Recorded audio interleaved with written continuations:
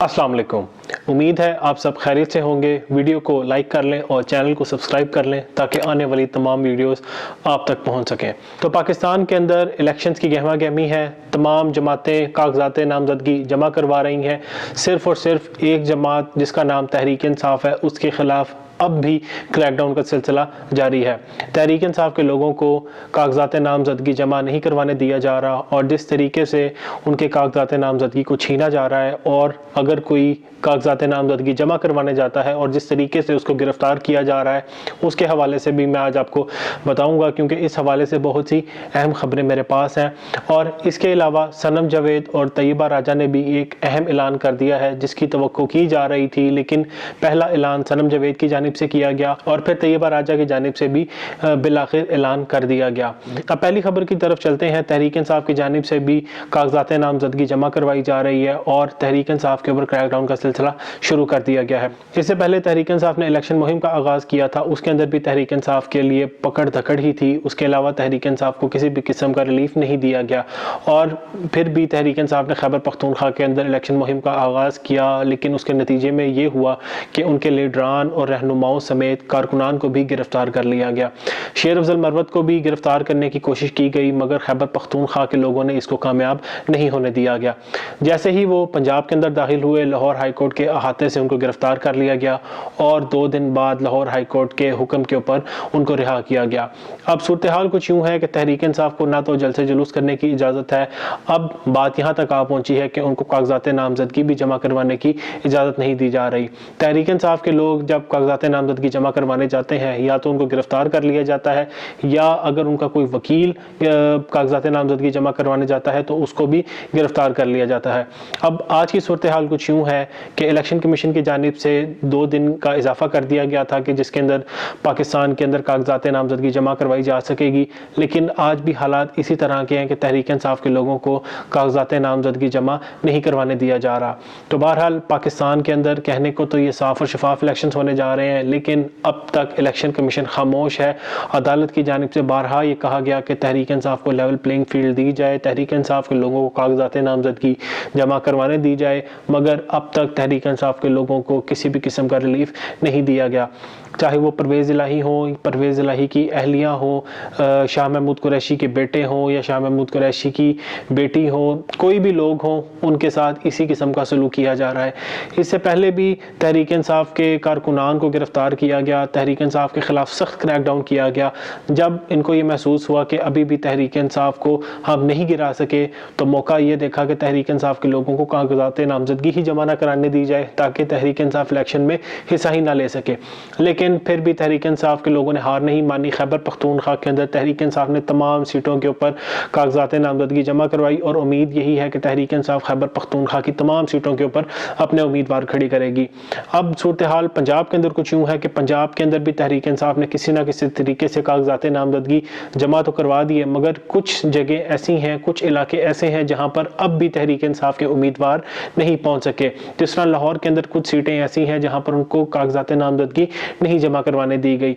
तो अगर इलेक्शन के हवाले से हम बात करें तो मरियम नवाज़ इस वक्त इलेक्शन से फ़रार इख्तियार कर रही हैं, क्योंकि उन्होंने कहा था कि वो लाहौर से इलेक्शन लड़ेंगी, इसके अलावा वो कराची से भी इलेक्शन लड़ रही हैं। अगर हम लाहौर के हवाले से बात करें तो मरियम नवाज़ हल्का NA 119 से इलेक्शन लड़ रही थी, मगर उन्होंने कागजात नामजदगी वापस ले लिए जब उनको ये मालूम हुआ कि सनम जावेद ने भी उनके मुकाबले में हल्का NA 119 के अंदर कागजात नामजदगी जमा करवा दी हैं। अब आज की सूरत हाल के मुताबिक मरियम नवाज़ ने हल्का NA 119 से कागजात नामजदगी वापस ले लिए हैं और अब हल्का NA 120 के अंदर कागजात दाखिल कर दिए हैं। अब मरियम नवाज़ पहले ही इस चीज़ का सामना कर चुकी हैं, जिस तरीके से उनको रैलीज़ के अंदर अवाम ने मुस्तरद किया, जलसे जुलूस के अंदर मुस्तरद किया, तो बज़ाहिर उनको अपनी मकबूलियत का अंदाज़ा बखूबी हो चुका है। इसीलिए उन्होंने सनम जावेद जो कि तहरीक इंसाफ के अंदर शामिल भी नहीं है बल्कि सिर्फ और सिर्फ तहरीक इंसाफ की एक अदना सी कारकुन है, उनके मुकाबले में भी अब वो इलेक्शन नहीं लड़ सकती। तो मुस्लिम लीग नून को अपनी मकबूलियत का ख़ास तौर पर अंदाज़ा है, इसीलिए वो अब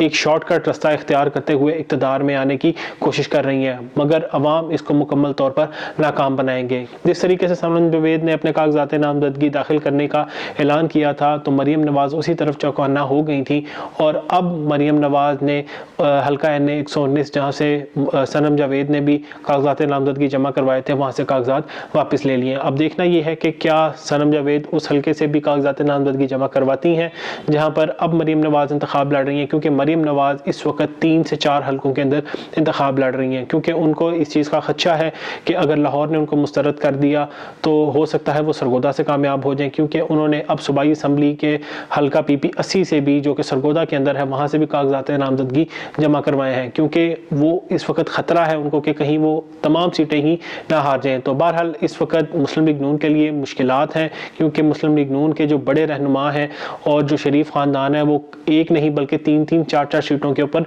इंतखाब लड़ रहे हैं। तो मुस्लिम लीग नून को अपनी मकबूलियत का बखूबी अंदाज़ा है,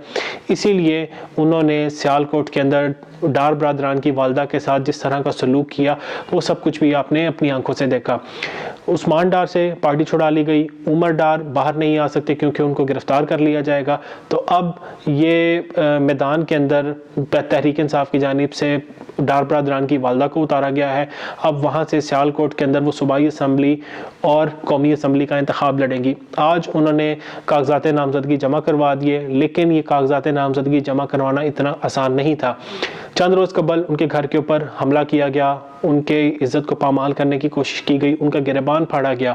और तहरीक इंसाफ के जो साबिक रहनुमा हैं उस्मान डार, उनके 6 साल के बेटे के ऊपर तशद्दुद किया गया। तो पाकिस्तान के अंदर हालात इसी तरह के हैं कि तहरीक इंसाफ के लोगों के ऊपर तशद्दुद किया जा रहा है, उनको कागजात नामजदगी जमा नहीं करवाने दी जा रही। तो इसी तरह की सूरत हाल कुछ उस्मान डार की वालदा ने भी देखी, उनको भी इसी तरह ब्लैकमेल किया गया, उनको डराया गया, मगर आज उन्होंने ख्वाजा आसिफ के मुकाबले में सियालकोट से कागजात नामजदगी जमा करवा दिए हैं। इस वक्त यही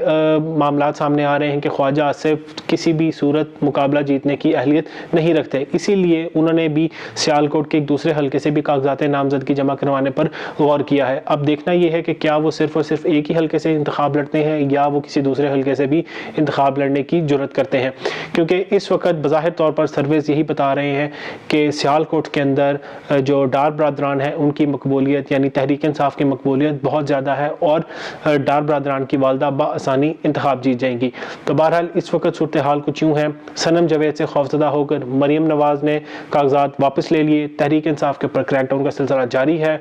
और ख्वाजा आसिफ भी इस वक्त खौफजदा है, इसीलिए ओछे हथकंडे इस्तेमाल करते हुए डार बरादरान के घर के ऊपर बार बार पुलिस की रेड्स करवा रहे हैं। तो इस वक्त इमरान खान के हवाले से भी यही अपडेट है कि वो मियाँ वाली और लाहौर से इंतखाब लड़ेंगे, और उम्मीद यही है कि मियाँ वाली और लाहौर की दोनों नशिस्तें इमरान खान बाआसानी बहुत बड़ी लीड से जीत जाएंगे। लेकिन अब देखना यह है कि क्या तहरीक इंसाफ को बल्ले का निशान वापस मिलता है, क्योंकि सुप्रीम कोर्ट ऑफ पाकिस्तान के अंदर दरख्वास्त दायर की गई, एतराज़ लगाकर वापस कर दी गई, लेकिन अब आने वाले हफ्ते के अंदर यकीनन तहरीक इंसाफ दोबारा दरख्वास्त दायर करेगी और यकीनन 2 समातों के अंदर अंदर ही उनका ये जो बल्ले का निशान है उनको वापस कर दिया जाएगा, क्योंकि जिस तरीके से इलेक्शन कमीशन ने उनसे बल्ले का निशान वापस लिया वो यकीनन जानिबदारी का मुजाहरा करते हुए उन्होंने ये सारी समातें की, लेकिन आने वाले वक्त के अंदर तहरीक इंसाफ को बल्ले का निशान वापस दे दिया जाएगा। तो बहरहाल इस वक्त सूरत हाल कुछ यूँ है कि तहरीक इंसाफ इंतखाब जीतने की पोजीशन में है, इसीलिए तमाम ओछे हथकंडे इस्तेमाल किए जा रहे हैं और तहरीक इंसाफ को इंतखाब से बाहर रखने की कोशिश की जा रही है। एक बार फिर पैगाम यही है कि पाकिस्तान के अंदर इस्तेकाम चाहते हैं, साफ़ और शफाफ इंतखाब लड़ने दिया जाए, तमाम जमातों को बराबरी से इंतखाब लड़ने दिया जाए,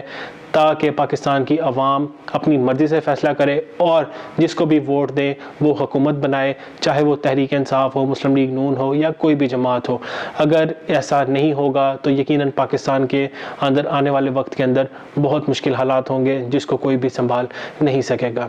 वस्सलाम।